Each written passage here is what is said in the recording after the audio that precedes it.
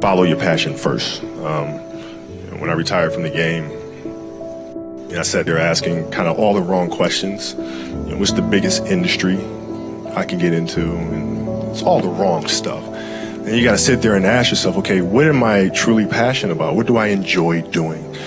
And when you feel that way, honestly, you feel like you have never worked a day in your life. It's the most fun thing in the world. You get up in the morning excited about what you're doing. And you got to be really honest with yourself about it.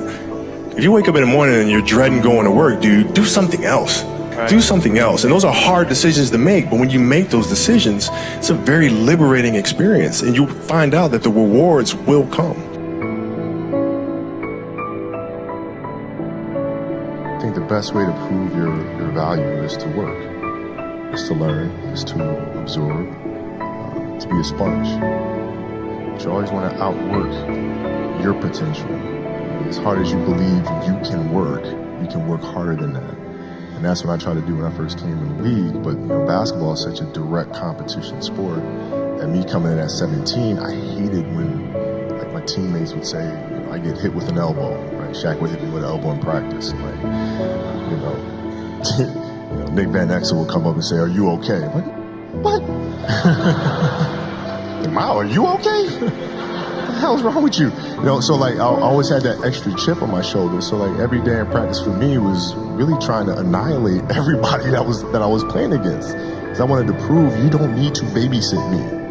I'm fine, And so it's always that competitive nature, the work ethic, and curiosity. Because I asked a lot of questions. Playing with Bryant Scott, I asked him a lot of questions. Eddie Jones, who was great at chasing guards off the screens, and I didn't understand how to do that. I would sit with him before practice, after practice. Magic, all the Laker greats. I would always sit down and just ask them questions about certain games that I studied growing up. What actually happened there? What did you feel there and why? We were playing against the Lakers, Tom, and we were out here in LA. So the game was at 7. I was like, you know what? I'm gonna come to the Staples Center because we're playing. This is when the Lakers had Kobe and Shaq. Okay, this is like the championship Lakers. So I'm gonna get there at 3 o'clock. I want to make sure I make 400 made shots before I go back into the room, and then I sit in the sauna and I get ready for the game. So, get in the car, get to the gym, get there, and as I'm walking onto the court, who do I see? I see Kobe Bryant, already working out. So once I set my foot across that line, I started working out. And so I worked out for a good hour and a half. And when I came off, after I was done, I sat down, and of course I still heard the ball bouncing. I look down, I'm like, this guy's still working out. He was working out, it looks like he was in a dead sweat when I got here, and he's still going. And it's not like his moves are nonchalant, lazy. He's doing game moves, I sit there and I unlace my shoes. I'm like, I want to see how long this goes. So I sit out there and watch 25 minutes. And he got done. I said, okay, I think I've seen enough. Go play, come back, get in the sauna, get ready for the game. That game, he drops 40 on us, okay?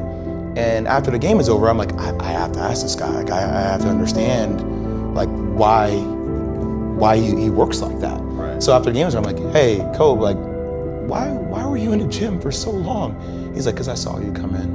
And I wanted you to know that it doesn't matter how hard you work, that I'm willing to work harder than you.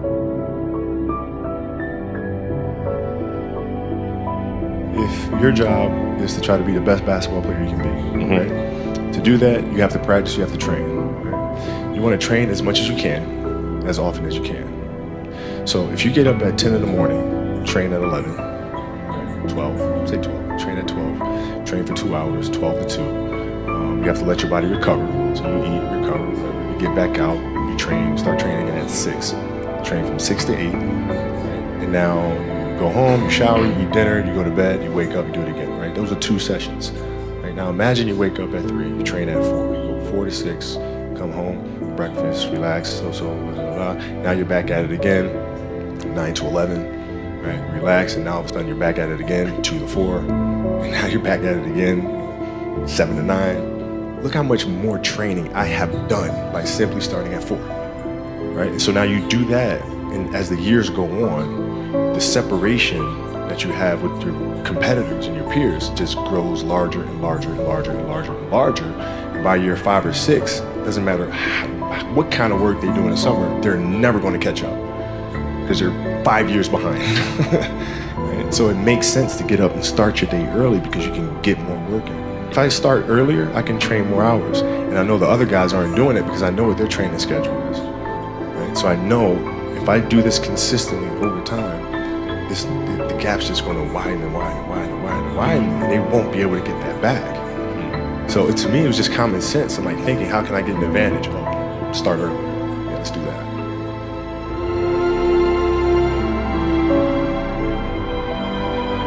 How do you develop that, or where do you learn that from? Well, I think it's just a matter of what's important to you.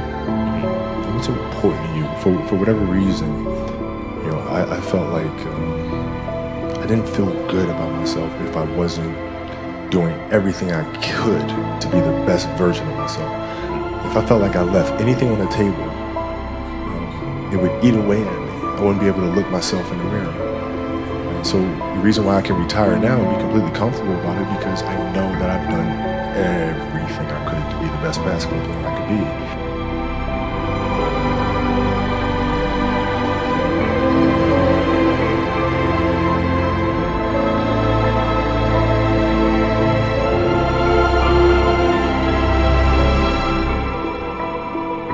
This has been absolutely beautiful, you guys. I can't believe it's come to an end. You guys will always be in my heart. And what can I say? Mamba out.